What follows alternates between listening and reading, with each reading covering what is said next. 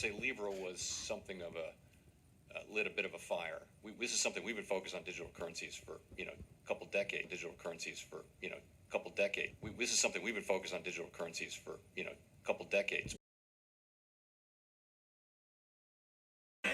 We certainly want to see banks succeed in this new world order. Joining us now, Brian Brooks, CEO of Bitrue, the Bitcoin miner. Brian, takeaways for the industry? Looked like the market liked it. Sarah, there's no question the market liked it. And I'll tell you, this is a historic day for the government because this is the first time that the government has not just looked at the risks of crypto, but compared the risks of crypto to the risks of the current system and asked what could be better. That is a big change.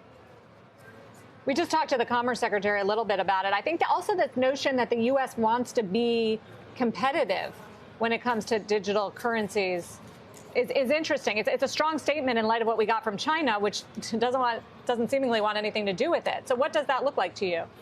It's really interesting, Sarah. I think a lot of people have taken the wrong lesson from China. So it's true that China banned Bitcoin mining and it banned individuals from investing in cryptocurrencies. But China's pursuing a different blockchain path. China's pursuing the central bank digital currency path, which means the government will build its own blockchain and they will dominate the financial sector for their people. And the alternative, which is being looked at around the world in places like Germany and the United Arab Emirates, Singapore, some of these real growth economies, is they're focused on how do we put financial power back into the hands of users. And I think that's the direction the president's executive order seems to suggest today, which is a very good sign. What would you list if you were kind of saying, here are the things I feel are most important that eventual regulatory approach not take or take at this point? In other words, what was perhaps the industry most fearful of, or what would do you think be least productive if the government were to take more aggressive measures? Well, look, I think the things that the industry has been most fearful of for a while is that, first of all, the knee-jerk idea that crypto's new and therefore it's risky and bad.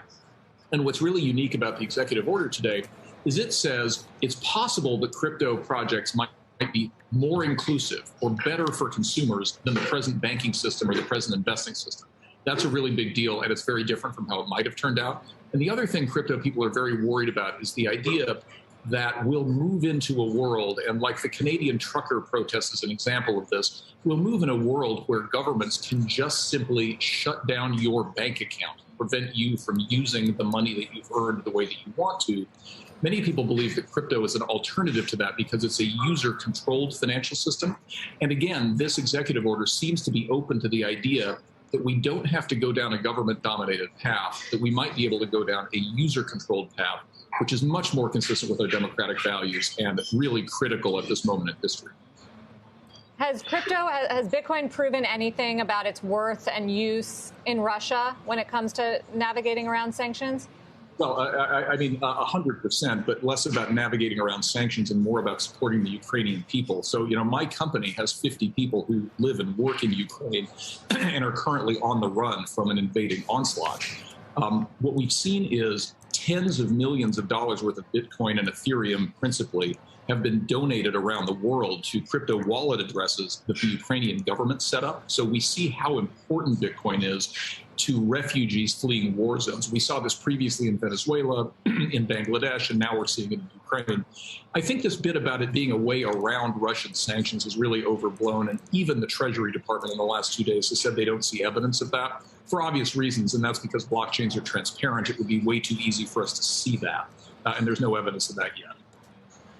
You mentioned that there was a sense there that maybe there would be a knee-jerk regulatory response because Bitcoin and crypto are new and therefore seen as risky. But isn't there also a legitimate criticism, or at least a question, that the prevailing interest, if you looked at in typical interest in this area, it is in speculation, and I think there's also some hesitation around products that are meant to look like traditional financial products, whether they are deposits giving you a high yield, that really are not as safe as the existing ones. And how do we navigate around those things?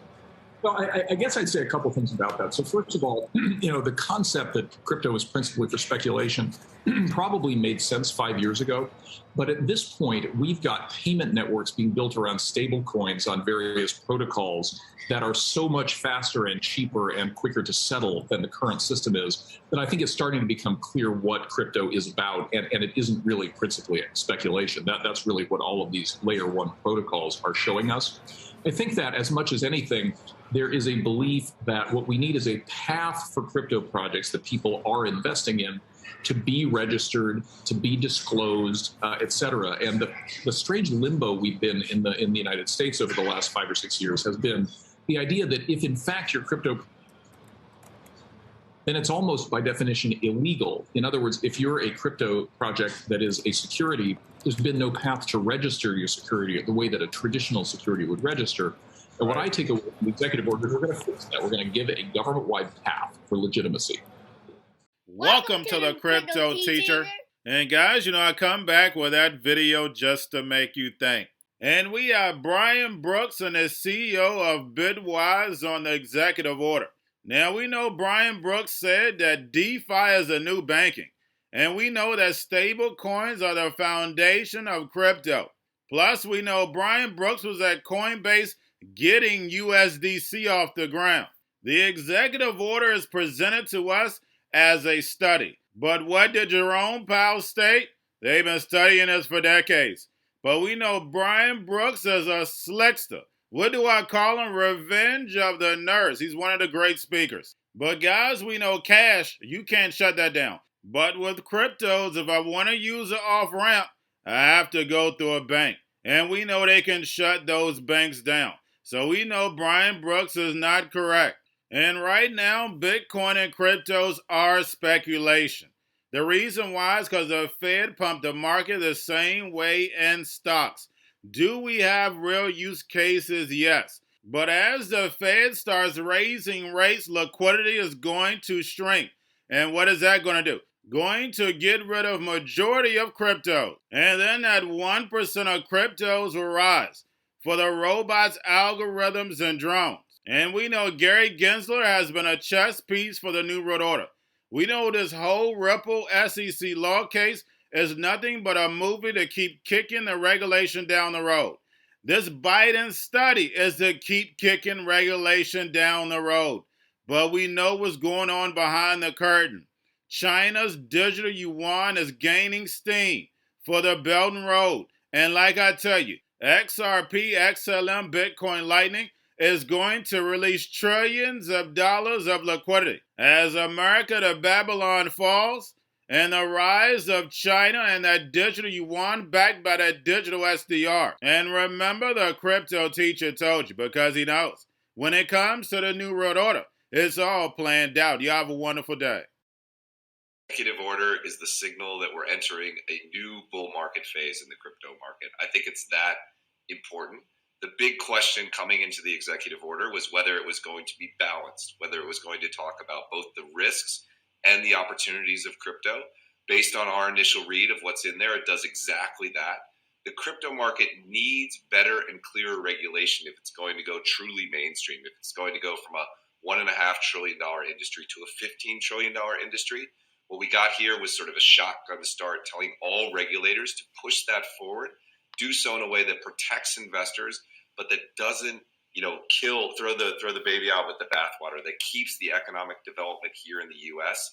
I think it's pretty close to the outcome we were all hoping for, and that's why you're seeing markets rally today.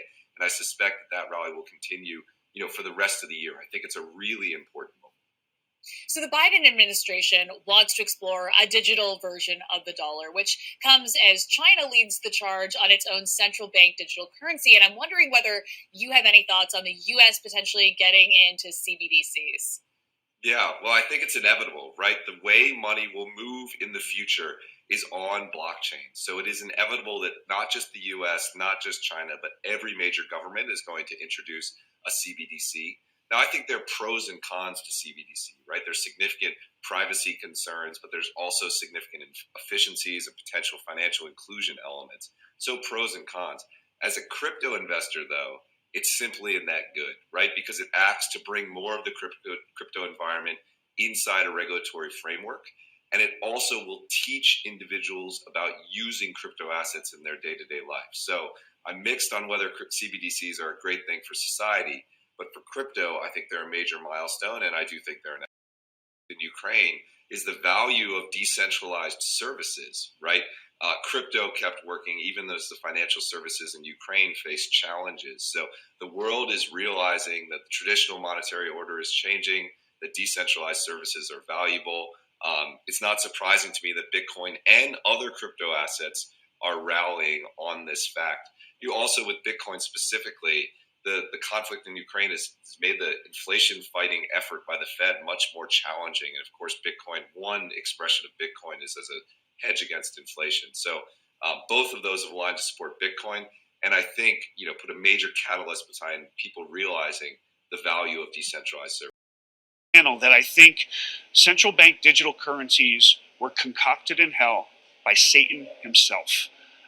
They are incredible control by governments over everybody's bank account, and they are they're going to create a void of privacy for every individual citizen. I think they're horrible, but I think that's where they want to go.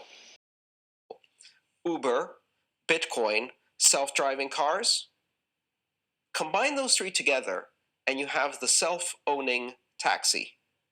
A car that is a corporation that owns itself, pays for the car lease, the car insurance, and the gasoline from the revenues it makes, giving passengers a ride, and there's not a single human involved in that matter.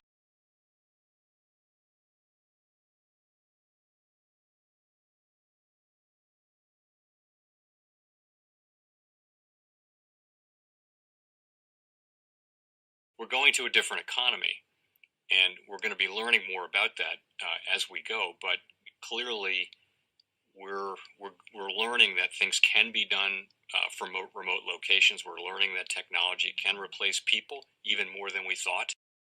We're not going back to the same economy. We're recovering, but to a different economy, and it'll be one that is more leveraged to technology. And I worry that that is going to make it even more difficult than it was for many workers. In Silicon Valley, and my friends who work in technology know that what we did to the manufacturing workers, we are now going to do to the retail workers, the call center workers, the fast food workers, the truck drivers, and then even bookkeepers, accountants, insurance agents, lawyers, and on through the economy. So what happened to the manufacturing workers is a very clear sign. This effort. And China has big plans for this. They intend to seed their digital yuan into the global environment by giving it away to visitors at next winter's Olympics. When they arrive at the airport, they're going to get yuan digital wallets. They're going to receive digital yuan. They're going to use it throughout their visits to Beijing, and then they're going to take it back to their home countries. They see this as a huge advantage. Why? Because who controls the underlying protocols? Who controls the underlying standards of the future of money will control the future of money. The most powerful person in the world is the storyteller. The storyteller sets the vision, values, and agenda of an entire generation to come. Steve Jobs. And guys, I truly believe in this. When you look at the New World Order, they're the storytellers. And that's the reason why I wrote my New World Order book. But guys, now it's time to change the current generation. And I wrote 3 kids' books. I love the Trinity because I understand the power that's in it. So I have 3 books. We have an opportunity to change the generation, to educate, not just me, but I want to show you that I take action on a daily basis. And I want you to take action on a daily basis. Whether it's your job, whether it's in your community, we have an opportunity right now to educate the masses. I posted this on my Twitter account. Please share, but this is a short clip of the 3 books. There's going to be a clothing line and action figures. Please get these books for your kids, nephews, cousins, friends, so therefore we can start the re-education now. Because as we see, the 4th Industrial Revolution foundation is definitely here. Robots, algorithms, drones, taking humanity out the picture. We have to re-educate. But let's get into the video. Part 1. King Joshua and Dramateum save the village. Part 2. King Joshua and Dramateum save New York from COVID-33. Part 3. King Joshua and Grandma Tam goes to China. It's mandatory to get part 1, part 2, and part 3 of this series. It's time to re-educate Generation Z.